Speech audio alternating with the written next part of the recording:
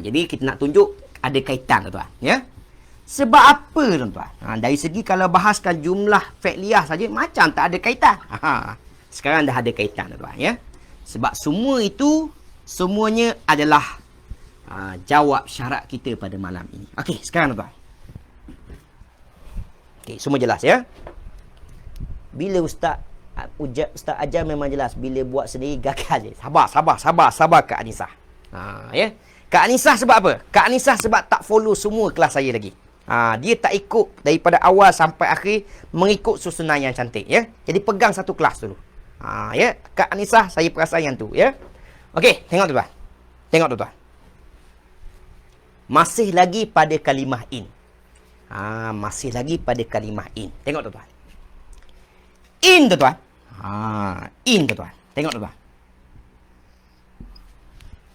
Selain daripada dia adalah haraf syarat yang tuan-tuan perlu cari subjek, yang perlu cari syarat dan juga jawab syarat tadi tuan-tuan. In ini ada gelaran yang kedua tuan-tuan. Kita panggil dia haraf juga tuan-tuan. Kita panggil dia haraf apa tuan-tuan? Cuba jawab tuan-tuan. Baik. Ini tajuk yang terakhir saya pada malam ini tuan-tuan, ya. Baik. Saya nak tanya tuan-tuan pada malam ini.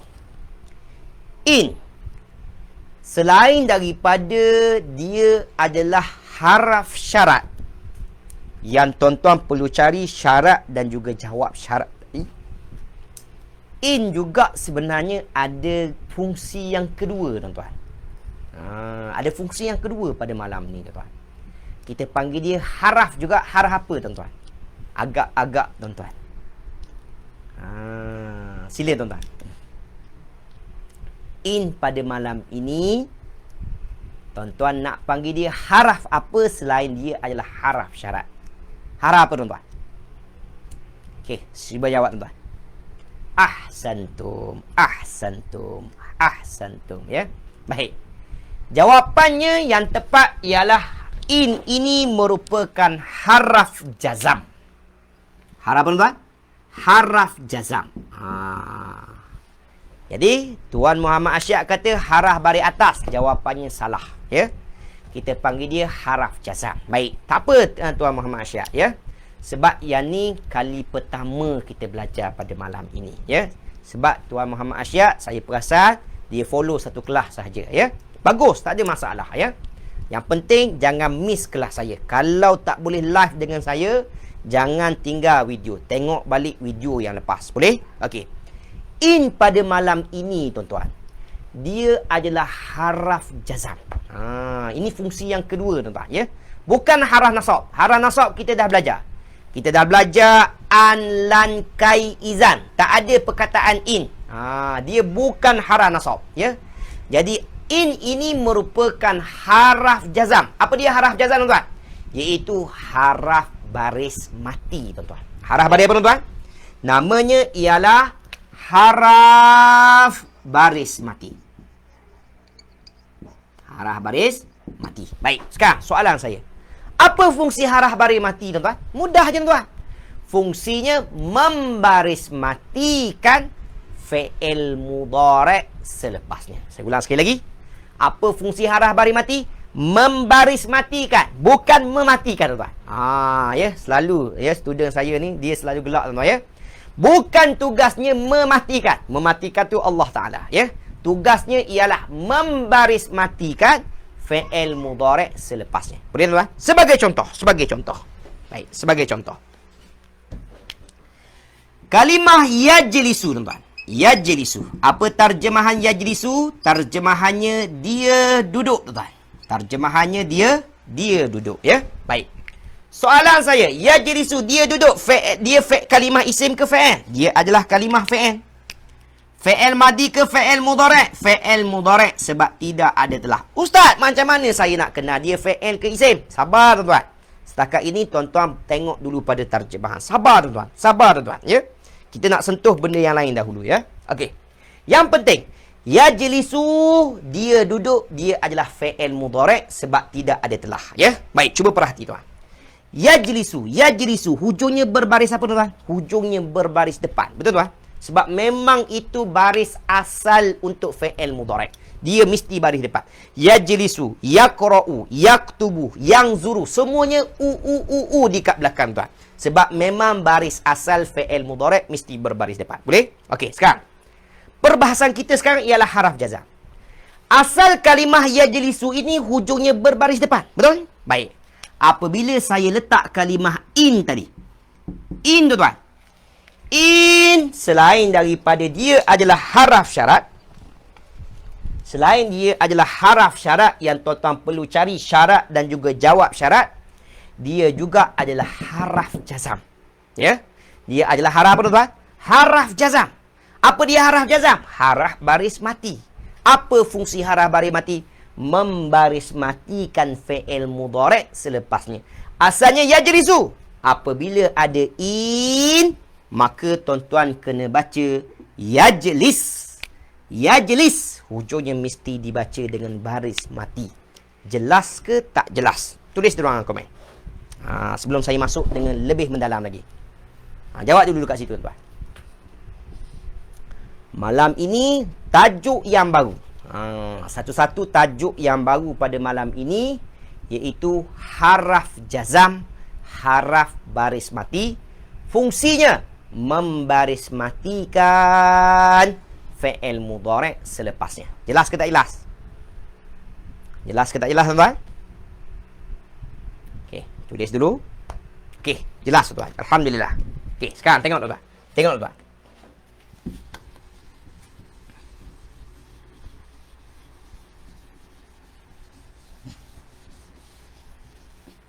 Kalau tuan-tuan dah jelas tuan-tuan, ya. Kalau tuan-tuan dah jelas, ya. Tuan Fudin kata ikut dulu. Ya, ikut dulu. Ikut dulu, ya. Okey. Haraf jazam ini tuan-tuan dah jelas fungsinya membaris matikan fi'il mudhari' selepasnya. Boleh? Okey. Sebelum tuan-tuan, apa yang tuan-tuan perlu faham dahulu?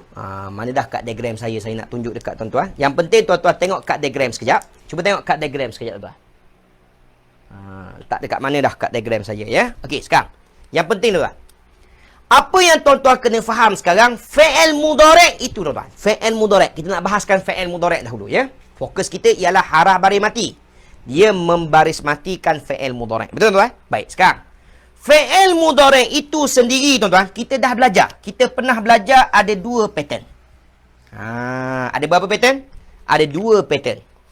Pattern yang pertama yang ada penambahan huruf di depan sahaja. Penambahan huruf di depan sahaja. Dan kita ada pattern yang kedua, penambahan di depan dan di belakang. Ya. Yang ni saya pernah bagi tuan ketika mana di Masjid As-Sabiri, ya. Okey, sekejap tuan. Saya dah nampak tuan. Sekejap. Okey, dah. Tengok kad diagram kita tuan. Pusing tuan. Pusing tuan. Tuan-tuan pegang kad diagram kita, pusing belakang tuan. Ya. Okey. Cuba tuan-tuan tengok tabel yang warna hijau fi'il mudhari' tuan. Sekarang tuan-tuan kena faham pula tuan-tuan. Selain in itu membaris matikan fi'il mudhari', tuan-tuan wajib faham juga tuan-tuan. Fi'il mudhari' itu ada dua pattern. Ada berapa pattern tuan-tuan? Dua pattern. Pattern yang pertama yang ada penambahan huruf di depan saja. Pattern yang kedua yang ada penambahan di depan dan juga di belakang. Baik, semak diagram kita. Kalau yang ada penambahan huruf di depan saja, iaitu ganti nama ana. Ada ganti nama, ada penambahan alif saja dekat depan tuan-tuan. Betul tuan? Yang hujung yang berbaris, yang atas baris itu tuan-tuan, ya, yang atas garis itu, yang tu berbaris depan tuan, ya. Jadi contohnya ialah ajlisu. Maka dia adalah pattern yang pertama. Boleh? Sama yang kedua iaitu nahnu. Cuba tengok nahnu pula. Nahnu yang pertama ke yang kedua? Yang pertama juga. Sebab ada nun saja dekat depan. Jadi kita sebut najlisu. Begitulah juga anta tuan. Ta ada ta saja dekat depan. Itu pun pattern yang pertama. Kita sebut tajlisu. Ya, tajlisu.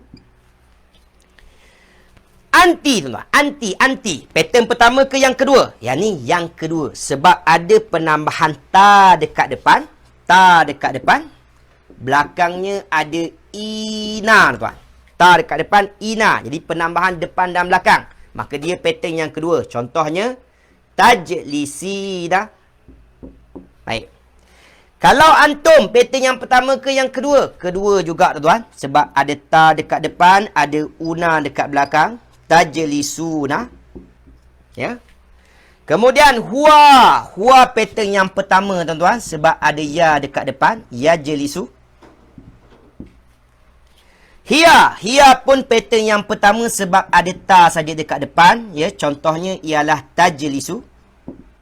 Dan yang terakhir ialah hum tuan-tuan. Pattern yang kedua ada ya dekat depan. Ada una dekat belakang. Ya jelisuna. Okey. Tulis di ruangan komen. Faham ke tak faham? Jelas ke tak jelas dulu? Ya.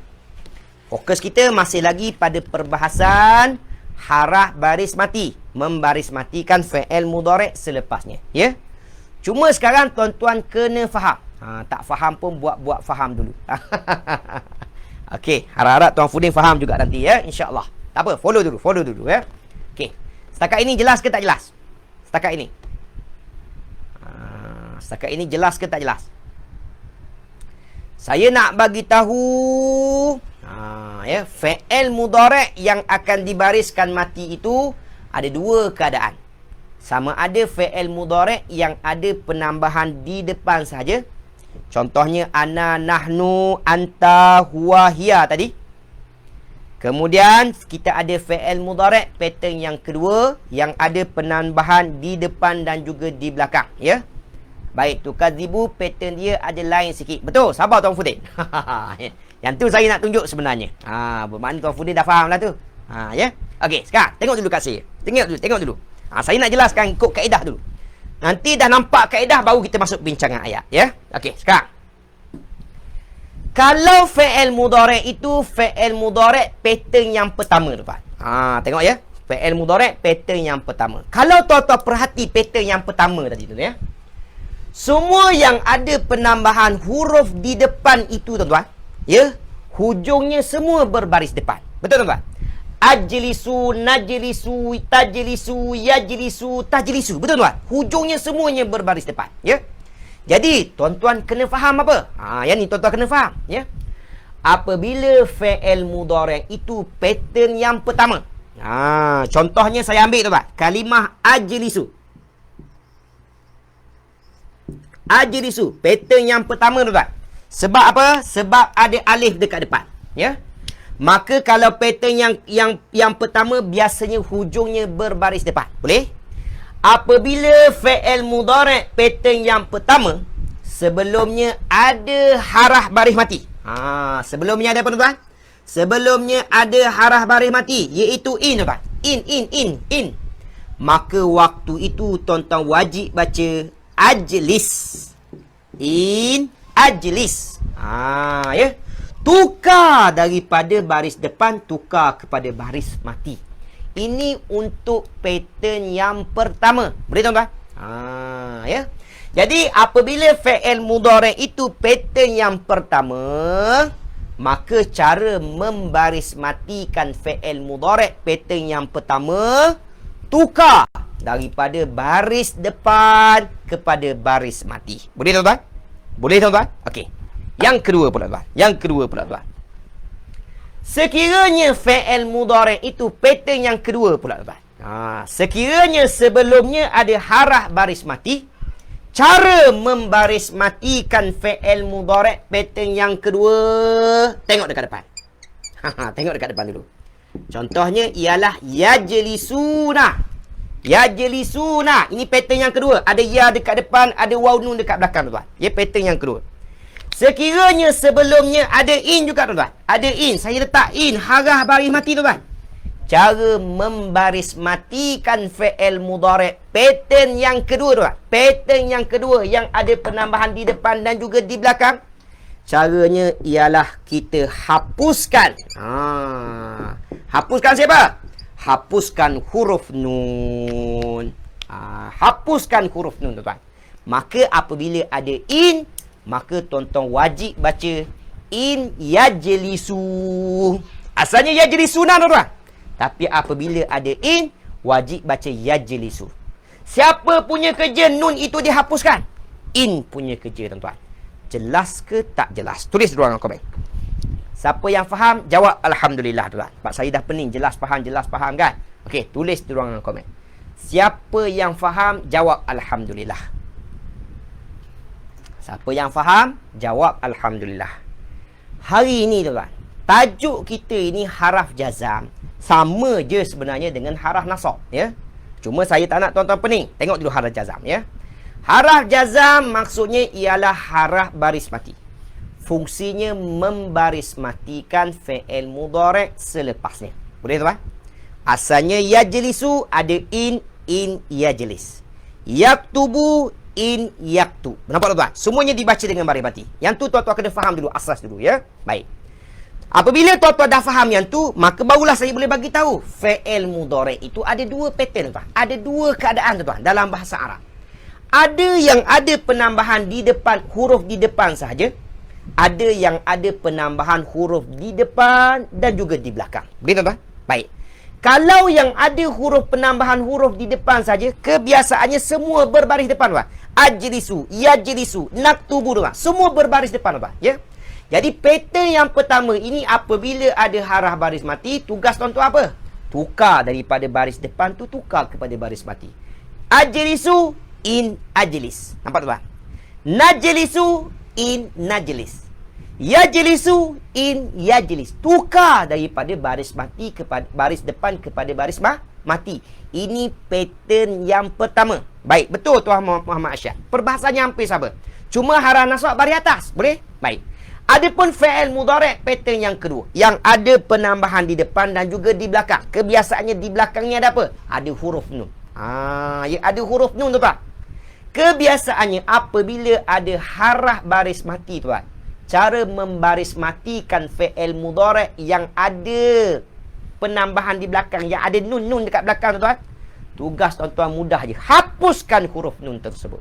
Bermakna tuan-tuan kena faham pada malam ini, ya. Dari segi makna dia tak akan berubah, ya. Cuma dari segi baris saja berubah. Siapa yang merubah baris? Sama ada haraf nasab ataupun haraf jazam dalam ayat kita. Boleh tuan-tuan? Okey, sekarang